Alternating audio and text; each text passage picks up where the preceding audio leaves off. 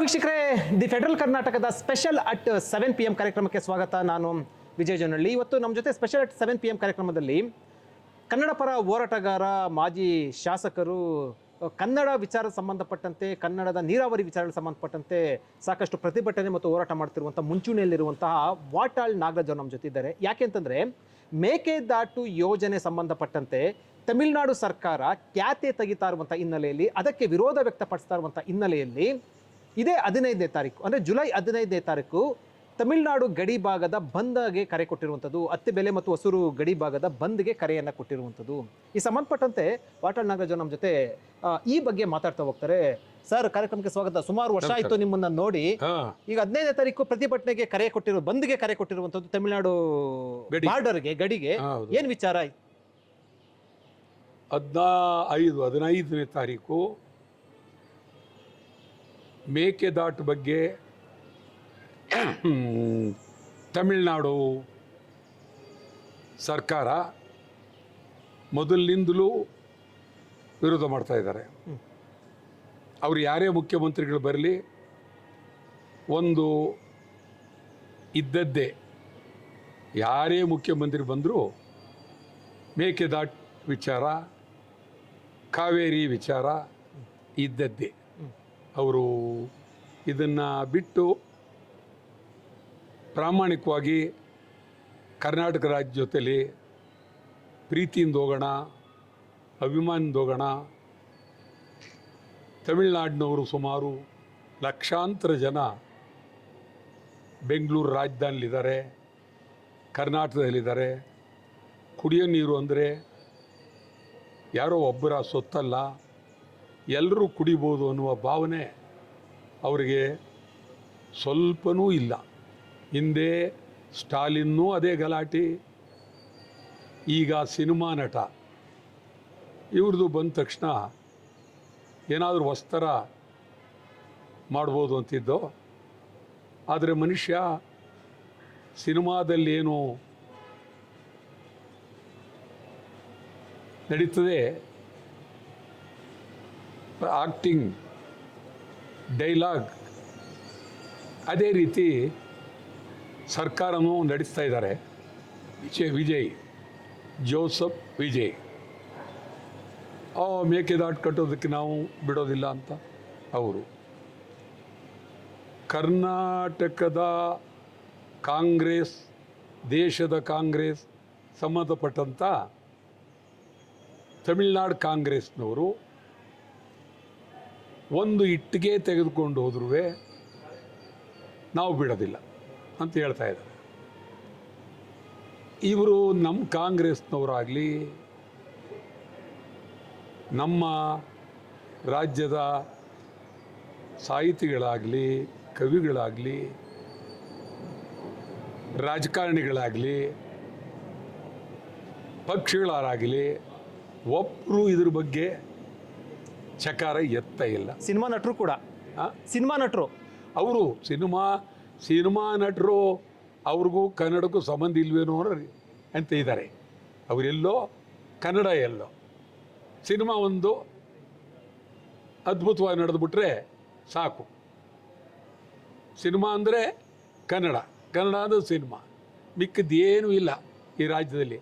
ಆ ಥರ ಅವರು ಭಾಳ ಗಂಭೀರವಾಗಿ ಕುಳಿತಿದ್ದಾರೆ. ಆದರೆ ತಮಿಳ್ನಾಡಿನಲ್ಲಿ ಮಾತ್ರ ಸಿನಿಮಾ ನಟರುಗಳು ಭಾಳ ಆ್ಯಕ್ಟಿವ್ ಆಗಿದ್ದಾರೆ, ಜವಾಬ್ದಾರಿಯಿಂದ ಇದ್ದಾರೆ.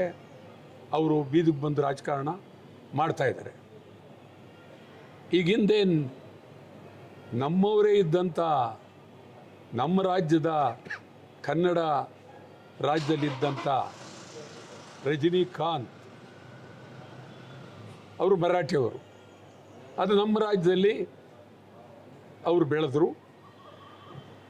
ಸರಿ, ಕನ್ನಡದಲ್ಲೇ ಬೆಳೆದದ್ದು, ತಮಿಳ್ನಾಡಿನಲ್ಲಿ ಇದ್ದು ತಮಿಳರ ಪರವೇ ಮಾತಾಡಿದ್ರು.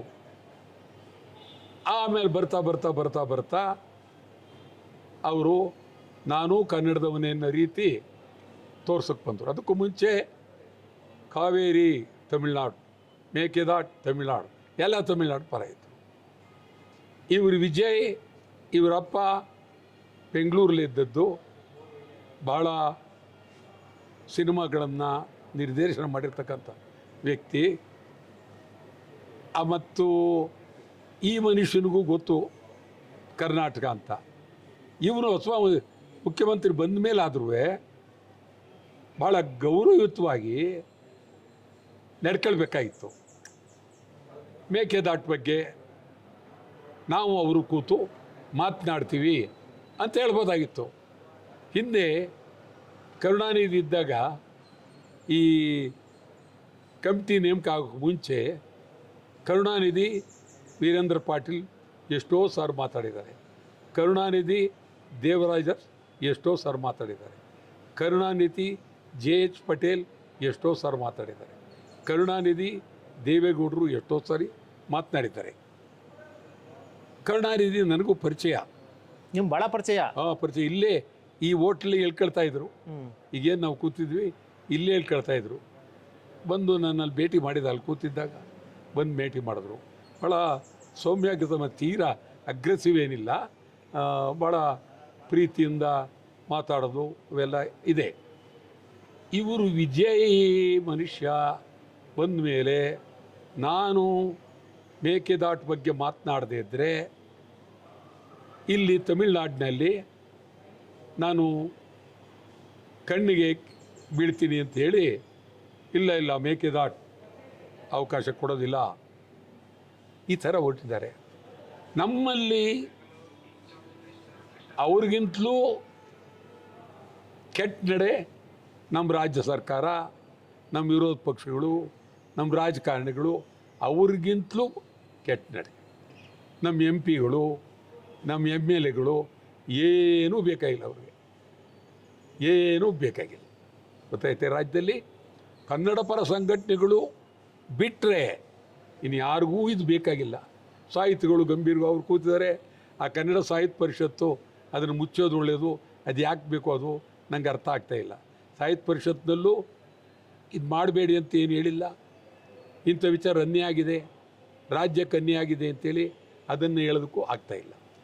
ಮತ್ತು ಕನ್ನಡ ಅಭಿವೃದ್ಧಿ ಪ್ರಾಧಿಕಾರ, ಬಿಳಿ ಮಾಲೆ, ಅವರು ಏನೋ ಹೇಳ್ತಾ ಇದ್ದಾರೆ ಪಾಪ, ಆದರೆ ಇದ್ರ ಬಗ್ಗೆ ಅವ್ರಿಗೂ ಬೇಕಾಗಿಲ್ಲ. ಏನಾಗಿದೆ, ಇದೊಂಥರ ಕರ್ನಾಟಕಕ್ಕೆ ಯಾರಿಗೂ ಬೇಡ, ಆದರೆ ತಮಿಳ್ನಾಡಿನವರು ಭಾರಿ ಇದ್ರ ಬಗ್ಗೆ ಮಾತನಾಡ್ತಾರೆ. ನಾವು ಯಾವತ್ತೂ ಇವ್ರನ್ನ ಬಿಟ್ಟಿಲ್ಲ. ನಾವು ಯಾವ ಕಾಲದಿಂದಲೂ ನಾವು ತಮಿಳ್ನಾಡಿನವ್ರಿಗೆ ಉತ್ತರ ಕೊಟ್ಕೊಂಡು ಬಂದೇ ಇದ್ದೀವಿ. ನಾವೇ ಇಡೀ ಕರ್ನಾಟಕದಲ್ಲಿ ಸಾರ್ವಭೌಮರು ನಾವೇ, ಶಕ್ತಿವಂತರು ನಾವೇ, ಕನ್ನಡದ ಕಟ್ಟಾಳುಗಳು ನಾವೇ ಕೊಟ್ಟಿರೋದು. ಇನ್ಯಾರು ಇದ್ರ ಬಗ್ಗೆ ಮಾತನಾಡಿ. ಈಗ 15ನೇ ತಾರೀಕು ಗಡಿ ಬಂದು ಯಾವ ರೀತಿ ಇರುತ್ತೆ? 15ನೇ ತಾರೀಕು ತಮಿಳ್ನಾಡು ವಾಹನಗಳನ್ನು ಬಿಡೋದಿಲ್ಲ. ಈ ಕಡೆ ಕರ್ನಾಟಕದ ವಾಹನಗಳ ಆ ಕಡೆ ಹೋಗ್ಕೊಡ್ದು. ಅವು ಇವು ಬರಬಾರ್ದು, ಈ ಕಡೆ ನಾವು ಹೋಗ್ಬಾರ್ದು. ಕಂಪ್ಲೀಟ್ ಅತಿ ಬೆಲೆ ಗಡಿ ಬಂದ್. ಅವತ್ತು ತಮಿಳ್ನಾಡು ವಿರುದ್ಧ ಅವರ ನೀತಿ ವಿರುದ್ಧ ಮೇಕೆದಾಟು ಆಗಲೇಬೇಕು. ಅದರ ಬಗ್ಗೆ ಬೇರೆ ಮಾತಿಲ್ಲ. ಕಾವೇರಿ ನೀರು ಇಲ್ಲವೇ ಇಲ್ಲ, ನಮಗೆ ಕುಡಿಯೋಕ್ಕೆ ನೀರಿಲ್ಲ, ಆದರೆ ನಿಮಗೆ ಕೊಡೋ ಪ್ರಶ್ನೆ ಇಲ್ಲ. ಆ ದೃಷ್ಟಿಯಿಂದ ಅದ್ಭುತವಾಗಿ ಗಡಿ ಬಂದ್. ಗಡಿ ಬಂದ್ ಎಲ್ಲ ಸಪೋರ್ಟು, ಎಲ್ಲ ಸಹಕಾರ, ಬೆಂಬಲ ಇದೆಯಾ? ಬಂದೇ ಸಾಕು. ಇದೇನು ಅತ್ತೆ ಮನೆನ ಬಂದು ನಾವು ಹೋಗ್ತೀವಿ ಬೀದಿಗೆ, ಯಾರು ಕೊಡಲಿ ಬರದೇ ಇರಲಿ, ಬೀದಿಗೆ ಹೋಗ್ತೀವಿ, ಗಲಾಟೆ ಮಾಡ್ತೀವಿ. ಒಳ್ಳೆ ಕತೆ ಇದೇನು? ಹಂಗಂದ್ರೆ ಏನು? ಇದೇನು ಮದುವೆ ಮನೆ ಕರಿತಾ ಇದ್ದೀವ? ರಾಜ್ಯದ ಹಿತಕ್ಕಾಗಿ, ಅದಕ್ಕೋಸ್ಕರ ಕ್ಲೀನಾಗಿ ಮಡಿ ಪಂಚೆ ಹಾಕೊಂಡು ಐರನ್ ಮಾಡ್ಕೊಂಡು ಎಲ್ಲ ಅಲಂಕಾರವಾಗಿ ತಲೆ ಬಾಚ್ಕೊಂಡು ಹೋಗಬೇಕಿಲ್ಲ. ನಿಂತಲ್ಲೇ ಹೋರಾಟ, ಕೂತಲ್ಲೇ ಹೋರಾಟ. ಅವ್ರಿಗೆ ಬುದ್ಧಿ ಕಲಿಸ್ಲೇಬೇಕು, ಹೋರಾಟ ಆಗಲೇಬೇಕು. ಇಡೀ ರಾಜ್ಯದಲ್ಲಿ ಇದು ಅಷ್ಟು ಸುಲಭ ಅಲ್ಲ, ತೀವ್ರವಾಗಿ ಹೋರಾಟ ಆಗಬೇಕಾಗುತ್ತೆ. ಅಲ್ಲಿ ಮುಖ್ಯಮಂತ್ರಿ DK ಶಿವಕುಮಾರ್ ಈಗ ಅಂದರೆ ಆಗ ನಿಮಗೆ ಪ್ರತಿಪಕ್ಷದಲ್ಲಿದ್ದಾಗ ಮೇಕೆದಾಟು ಪಾದಯಾತ್ರೆ ಮಾಡಿದ್ರು. ಇದು ನೀವು ಪಾದಯಾತ್ರೆ ನೋಡಿದ್ರಿ ನೀವು? 3 ವರ್ಷದ ಹಿಂದೆ ಸಂಗಮದಿಂದ ಪಾದಯಾತ್ರೆ 3 ವರ್ಷದ ಹಿಂದೆ ಸಂಗಮದಿಂದ ಪಾದಯಾತ್ರೆ. ಪಾದಯಾತ್ರೆ ಅಂತಂದ್ರೆ ಅದು ಹೆಸರು ಪಾದಯಾತ್ರೆ, ಅದು ಪಂಚತಾರ ಯಾತ್ರೆ ಆಗಿತ್ತು. ಎಲ್ಲಿ ಅಂದ್ರೆ ಅಲ್ಲಿ ಊಟ, ಎಲ್ಲಿ ಅಂದ್ರೆ ಅಲ್ಲಿ ತಿಂಡಿ, ಎಲ್ಲಿ ಅಂದ್ರೆ ಅಲ್ಲಿ ಮಲಗ್ಬೋದು, ಯಾವುದೇ ತೊಂದರೆ ಇಲ್ಲದೆ ಬೆಂಗಳೂರನ್ನ ನಿರಾಯಾಸವಾಗಿ ಬಂದು ತಲುಪಿ ಅವರವ್ರ ಕಾರ್ಲಿ ಊರಿಗೆ ಹೋದರು. ಅದೊಂಥರ ವಿಚಿತ್ರವಾದಂಥ ಪಾದಯಾತ್ರೆ. ಯಾಕೆ ಪಾದಯಾತ್ರೆ ಮಾಡಿದ್ರಿ? ಮೇಕೆದಾಟ ಆಗಬೇಕು ಅಂತ. ಮೇಕೆದಾಟ ಆಗಬೇಕು ಅಂತ ನೀವು ಪಾದಯಾತ್ರೆ ಮಾಡಿ, ಈಗ ನಿಮ್ಮದೇ ಸರ್ಕಾರ, 3 ವರ್ಷದ ಹಿಂದೆ ನಿಮ್ಮದೇ ಸರ್ಕಾರ, ಕಾಂಗ್ರೆಸ್ ಸರ್ಕಾರ, ಸಿದ್ದರಾಮಯ್ಯನವ್ರ ಸರ್ಕಾರ. ಅದಾದ ನಂತರ ನಿಮ್ಮ ಸರ್ಕಾರ, ನೀವು ಸಿದ್ದರಾಮಯ್ಯನವರು ಇಬ್ಬರು ಒಟ್ಟಿಗೆ ಇದ್ದೀರಿ. ಯಾಕೆ ಮಾಡಲಿಲ್ಲ? ಕಾರಣ ಏನು? ಎಷ್ಟಿಟ್ಟಿದ್ರಿ ಮೇಕೆದಾಟು ಕಣ? ಮೇಕೆದಾಟು ಸರ್ವೆ ಆಗಿದೆಯಾ? ಎಷ್ಟು ಎಕರೆ ಪ್ರದೇಶ? ಏನಾಗ್ಬೋದು? ಅರಣ್ಯ ಏನಾಗ್ಬೋದು? ಪ್ರಾಣಿಗಳೇನಾಗ್ಬೋದು? ಇದೆಲ್ಲವನ್ನು ನೀವು ನೋಡಿದ್ದೀರಾ? ಮೇಕೆದಾಟು ಆಗಬೇಕು ಅಂದರೆ ಎಷ್ಟು ಹಣ ಇಟ್ಟಿದ್ದೀರಿ? ಏನು ಕಾಣಲೇ ಇಲ್ವೇ? ಮತ್ತು ಶಾಸನಸಭೆಯಲ್ಲೂ ಇದರ ಬಗ್ಗೆ ಸಮಗ್ರವಾಗಿ ಚರ್ಚೆ ಆಗಲಿಲ್ಲ. ಮತ್ತು ವಿರೋಧ ಪಕ್ಷ ಇಲ್ಲವೇ ಇಲ್ಲ. ಎಲ್ಲಿದೆ ವಿರೋಧ ಪಕ್ಷ? ಅವರಿಂಥ ವಿಚಾರಗಳನ್ನ ಮಾತಾಡೋದು ಬಿಟ್ಟು ಬರೀ ಅವ್ರದ್ದು ಹಿಂದೂ ಮುಸಲ್ಮಾನರು ಇವೆರಡು ಬಿಟ್ಟರೆ ಅವ್ರ ತಲೆಯಲ್ಲಿ ಏನೂ ಇಲ್ಲ. ಬರೀ ಜಾತಿ ಜಾತಿ ಜಾತಿ ಜಾತಿ ಜಾತಿ. ಏನು ದರಿದ್ರ! ಈ ರಾಜ್ಯದ ಬಗ್ಗೆ ಏನು ನಿಮ್ಮ ಇದು? ಏನು ಮಾಡಿದ್ದೀರಿ ನೀವು? ಮೇಕೆದಾಟು ಬಗ್ಗೆ ಏನು ಮಾಡಿದ್ರಿ? ಕಾವೇರಿ ಬಗ್ಗೆ ಏನು ಮಾಡಿದ್ರಿ? ಬೆಳಗಾವಿ ಬಗ್ಗೆ ಏನು ಮಾಡಿದ್ರಿ? ಏನು ಹುಡುಗಾಟ? ವಿರೋಧ ಪಕ್ಷದವರು ಕಂಪ್ಲೀಟ್ ಸಂಪೂರ್ಣ ಸೋತ್ ಬಿದ್ದೋಗಿದ್ದಾರೆ. ಅವು ಬರೀ ಜಾತಿ ಮೇಲೆ ಸರ್ಕಾರ ಬರಬೇಕು ಅನ್ನತಕ್ಕಂಥ ಉದ್ದಾರದ ಮೇಲೆ ಒಳ್ಳೆಯದಲ್ಲ ಅದು. ವಿರೋಧ ಪಕ್ಷಕ್ಕೆ ಈ ರಾಜ್ಯದ ಬಗ್ಗೆ ಇವತ್ತು ನಿಮ್ಗೆ ಹೇಳೋದಾದರೆ, ಮಹಾರಾಷ್ಟ್ರ ಮುಖ್ಯಮಂತ್ರಿ ಸೀರಿಯಸ್ ಆಗಿ ಹೇಳಿದ್ದಾರೆ, ಮಹಾರಾಷ್ಟ್ರ ಏಕೀಕರಣ ಸಮಿತಿಗೆ ನಮ್ಮ ಸಂಪೂರ್ಣ ಬೆಂಬಲ ಇದೆ, ಹಣ ಕೊಡ್ತೀವಿ, ಚಳವಳಿ ಮಾಡಿ, ಹೋರಾಟ ಮಾಡಿ. ಅದು ನಮ್ಮ ಕರ್ನಾಟಕ ಅಂದರೆ ಎಚ್ಚರಿಕೆ ಅಲ್ವಾ ಅದು? ಅದೇ ಅವ್ರಿಗೆ ಎಚ್ಚರಿಕೆ ಆದರೂ ಮಲಗಿ ಇದಾರಲ್ಲ. ಒಳ್ಳೆ ಕೆತ್ತನೆ. ಎಚ್ಚರಿಕೆ ಆದರೂ ಮಲಗಿದ್ದಾರೆ. ವಿರೋಧ ಪಕ್ಷದಲ್ಲಿದ್ದಾರಲ್ಲ, ಅವ್ರು ಯಾರ್ಯಾರು ಇದ್ದಾರಲ್ಲ, ವಿರೋಧ ಪಕ್ಷದ ನಾಯಕರು ಅವರು ಅಂತ ಹೆಸರಿಗೆ ಯಾರು ಅವರು ಏನಿಲ್ವೇ? ಶೋಕ ಅಶೋಕ, ಶೋಕ ಅಶೋಕ, ಶೋಕ. ಅರ್ಥವಿಲ್ಲ. ಅವ್ರೇನು ಬರೀ ಅವರು ಮುಂದೆ ಯಾವ ಮುಖ್ಯಮಂತ್ರಿ ಮುಂದೇನು ಅದು ಹಿಂಗೆ ಇದಂಗೆ ಅಂತ ಹೋಗ್ತಾರೆ. ಮಾತಾಡಬಾರ್ದು. ಭಾಳ ಅತ್ಯಂತ ಜಾತಿಯ ಇದ್ರಲ್ಲಿ ಬಿದ್ದೋಗಿದ್ದಾರೆ ವಿರೋಧ ಪಕ್ಷ. ಜಾತಿ, ಮುಸಲ್ಮಾನರ ವಿರೋಧ, ಏನಂತಾರ, ಇಡೀ ಅವ್ಯವಸ್ಥೆ ಆಗಿದೆ ಅವರು. ಈಗ ಈ ಮೂಲಕ ಮೇಕೆದಾಟು ಯೋಜನೆ ಸಂಬಂಧಪಟ್ಟಂತೆ ರಾಜ್ಯ ಕಾಂಗ್ರೆಸ್ ಸರ್ಕಾರಕ್ಕೆ ಏನು ಹೇಳಕ್ಕೆ ಬಯಸ್ತೀರಾ? ಈಗ ಯಾರ್ದು ಅಡ್ಡಿ ಇಲ್ಲ. ನೀವು ಭದ್ರವಾಗಿ ನಿಮ್ಮ ಸರ್ಕಾರ, ನಿಮ್ಮ ಪಕ್ಷದವರು ಬೆಂಬಲ ಕೊಟ್ಟಿದ್ದೀರಿ. ತಮಿಳುನಾಡಲ್ಲಿ ನಿಮ್ಮ ಪಕ್ಷದವ್ರಿಗೆ ಹೇಳಿ, ನೀವು ಮೇಕೆದಾಟಿಗೆ ಒಪ್ತೀರಾ ಇಲ್ವಾ ಅಂತ ಕೇಳಿ. ಒಪ್ಪೋದಿಲ್ಲ ಅಂತ ಹೇಳಿದ್ರೆ ಬಿಟ್ಟು ಬರ್ತೀವಿ ಅಂತ ಹೇಳಿ. ಎಲ್ಲಿ ಬಿಡ್ತೀರಿ? ನಿಮ್ಮ ರಾಹುಲ್ ಗಾಂಧಿಯ ಆ ಪಾತ್ರ ನೋಡಿದ್ರೆ ಎಲ್ಲಿ ಬಿಡ್ತೀರಿ ನೀವು? ಮೇಕೆದಾಟ ಆದರೆ ಎಷ್ಟು, ಕಾವೇರಿ ಉಳಿದ್ರೆ ಎಷ್ಟು, ನಮ್ಗೆ ಯಾಕೆ ಬೇಕು? ನಾವು ತಮಿಳ್ನಾಡಿನಲ್ಲಿ ಅವ್ರ ಪರ ಇದ್ದೀವಿ ಅಂತ. ಅಂಥದ್ದಲ್ಲೂ ಅಲ್ಲಿನ ಕಾಂಗ್ರೆಸ್ನವರೊಬ್ಬ ಹೇಳ್ತಾರೆ, ಒಂದು ಇಟ್ಟಿಗೆ ತಗೊಂಡೋದ್ರು ಬಿಡಲ್ಲ ನಿಮ್ಮನ್ನ.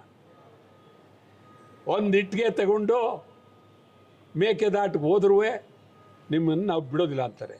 ನೀವು ಯಾರು ಏನು ಮಾತನ್ನೇ ಆಡಲಿಲ್ಲ ಕಾಂಗ್ರೆಸ್ನವರು. ಇದು ಕಷ್ಟ. ಇದು ಕನ್ನಡಿಗರು ಭಾಳ ಎಲ್ಲೋ ಒಂದು ಕಡೆ ಈ ನೋವನ್ನು ಅನುಭವಿಸ್ತಾ ಇದ್ದಾರೆ. ನಿಜವಾಗ್ಲೂ ಕನ್ನಡಿಗರಿಗೆ ಯಾರಪ್ಪ ಮುಂದೆ ನಮ್ಮ ದಿಕ್ಕು ಅನ್ನೋ ರೀತಿ ಆಗಿದ್ದಾರೆ. ನಾವು 2028ಕ್ಕೆ ಒಂದು ಶಕ್ತಿ ಬೇಕು ಈ ರಾಜ್ಯಕ್ಕೆ. ಒಂದು ಹೋರಾಟ ಬೇಕು ಈ ರಾಜ್ಯಕ್ಕೆ.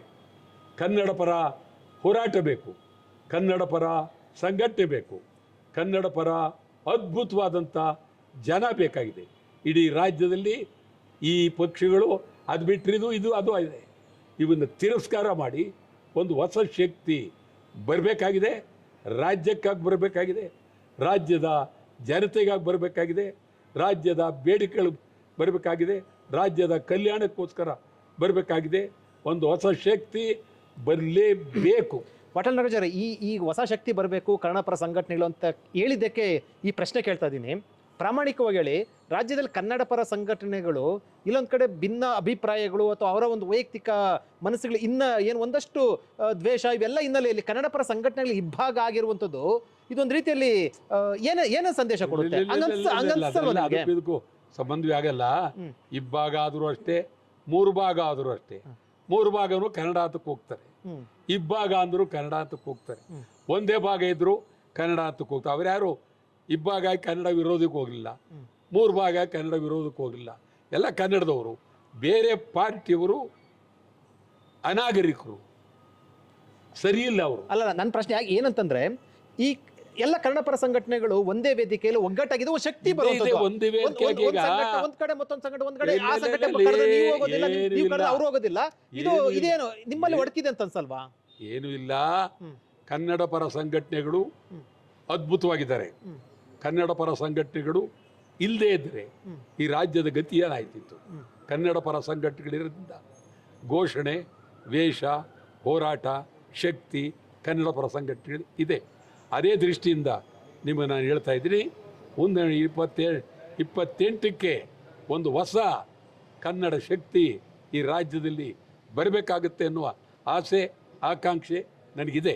ಓಕೆ, ಈಗ ಮೇಕೆದಾಟು ಯೋಜನೆ ಸಂಬಂಧಪಟ್ಟ 15ನೇ ತಾರೀಕು ಬಂದು ಅಥವಾ ಗಡಿ ಬಂದು ಏನು ಒಂದು ಸಂದೇಶ ಕೊಡ್ತಾ ಒಂದು ಜೋರಾಗಿ ಇರುತ್ತೆ, ಅದು ಡೆಫಿನೆಟ್ ಇರುತ್ತೆ. ಅದೇನೆ ಇದು ಅವ ಕಂಪ್ಲೀಟ್ ಅವನು ಒಪ್ಪಲಿಲ್ಲ ಅಂದ್ರೆ ಇಲ್ಲಿ ಆ ವಿಜಯ್ ಸಿನಿಮಾ ಎಲ್ಲ ಬಂದ್ ಮಾಡಿಬಿಡ್ತೀವಿ. ಒಂದು ಸಿನಿಮಾ ಕರ್ನಾಟಕದಲ್ಲಿ ಓಡಾಡೋದಕ್ಕೆ ಬಿಡೋದಿಲ್ಲ. ಇದು ಸಂಪೂರ್ಣ ಅಂತಿಮವಾಗಿ ನಾವೇನು ದ್ವೇಷ ಮಾಡ್ತೀವಿ ಅಂತಲಲ್ಲ, ವಿಜಯ್ಗೆ ಹೇಳ್ತೀವಿ, ನೀವು ಮೇಕೆದಾಟ್ ಬೆಂಗಳೂರು ಕುಡಿಯೋ ನೀರಕ್ಕೂ ಬೇಕು. ಸೊ ಕುಡಿಯೋ ನೀರಕ್ಕೆ ನೀವು ಕೊಡಲ್ಲ ಅಂದಮೇಲೆ ನಿಮ್ಮ ತಮಿಳರನ್ನೆಲ್ಲ ರೈಲ್ಗಳು ಹಾಕಿ ಕರೆಸ್ಕೊಂಬಿಡಿ ತಮಿಳ್ನಾಡಿಗೆ. ಯಾಕೆ ಅವರಿಲ್ಲಿ ಕುಡಿಯೋಕ್ಕೆ ನೀರು ಬೇಡವಾ? ಕಾರಣ ಏನು? ಯಾಕೆ ಬೇಡ ಅವರಿಗೆ? ಎಲ್ಲ ಪಾಪ ಅವರು ಇಲ್ಲಿದ್ದಾರೆ, ಉಸಿರಾಡ್ತಾ ಇದ್ದಾರೆ, ಇರಲಿ. ಆದರೆ ಅವ್ರಿಗೂ ನೀರು, ನಮಗೂ ನೀರು.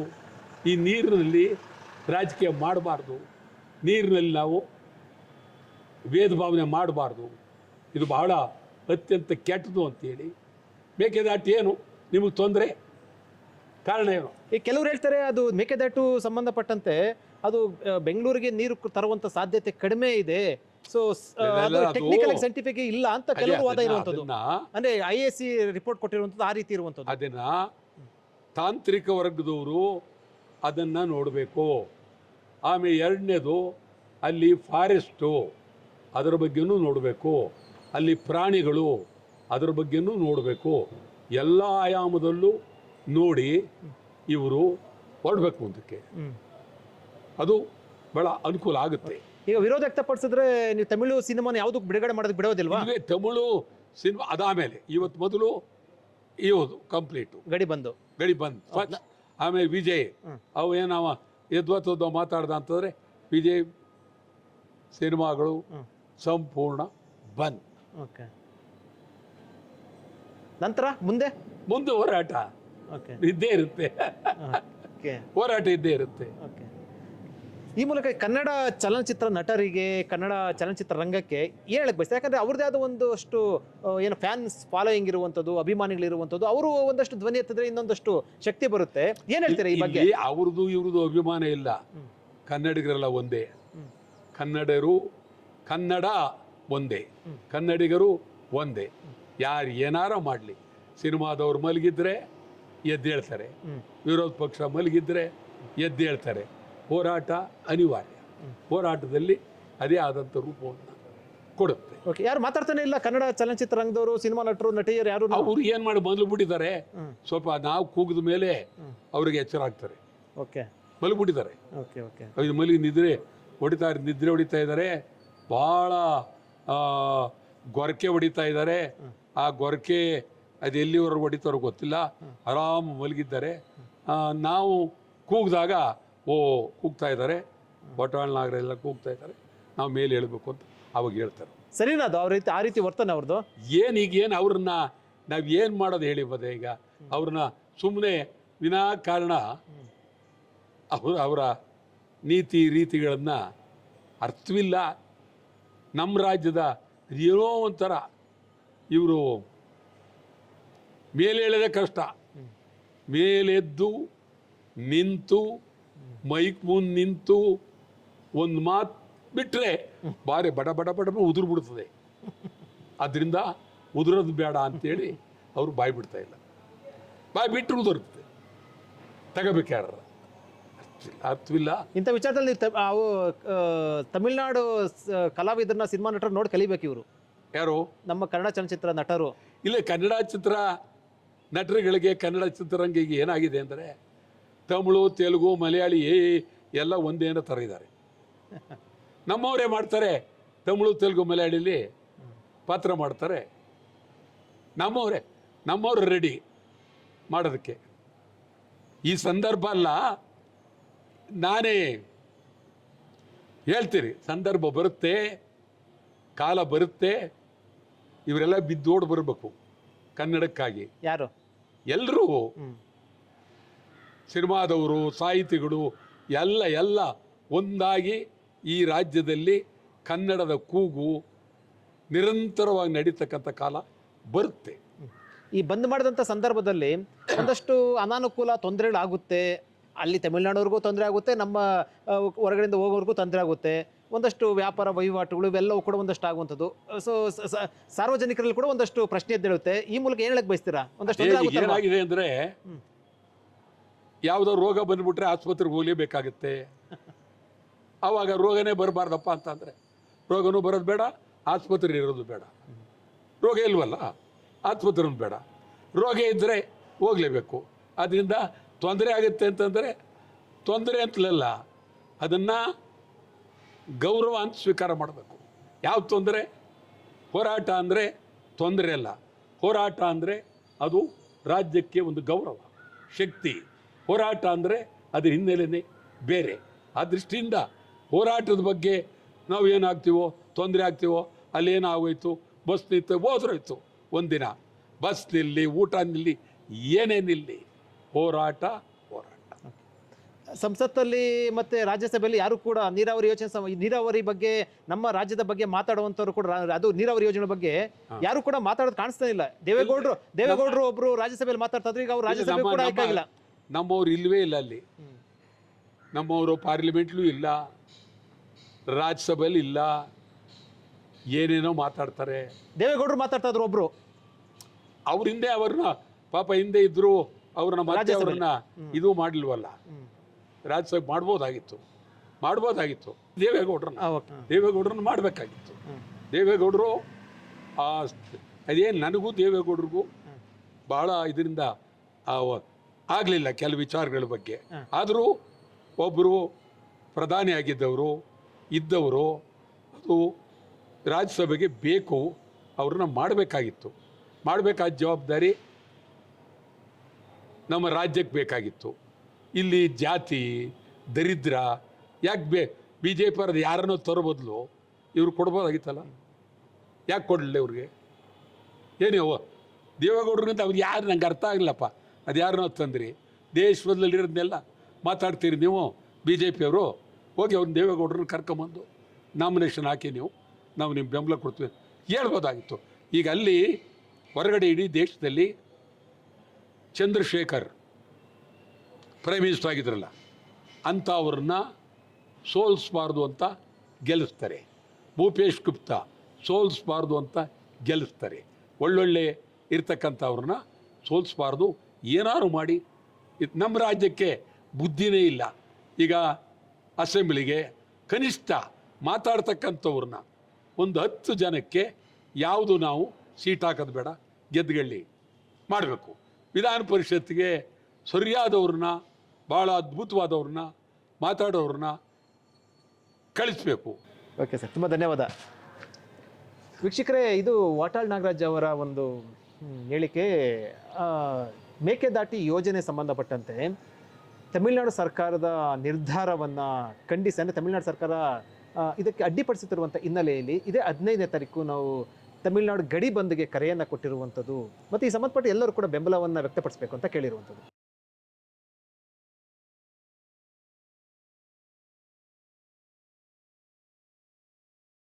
ಹೆಚ್ಚಿನ ಸುದ್ದಿ ಅಪ್ಡೇಟ್ಗೆ ಈಗಲೇ the federal Karnataka YouTube page ಅನ್ನು ಸಬ್ಸ್ಕ್ರೈಬ್ ಮಾಡಿ.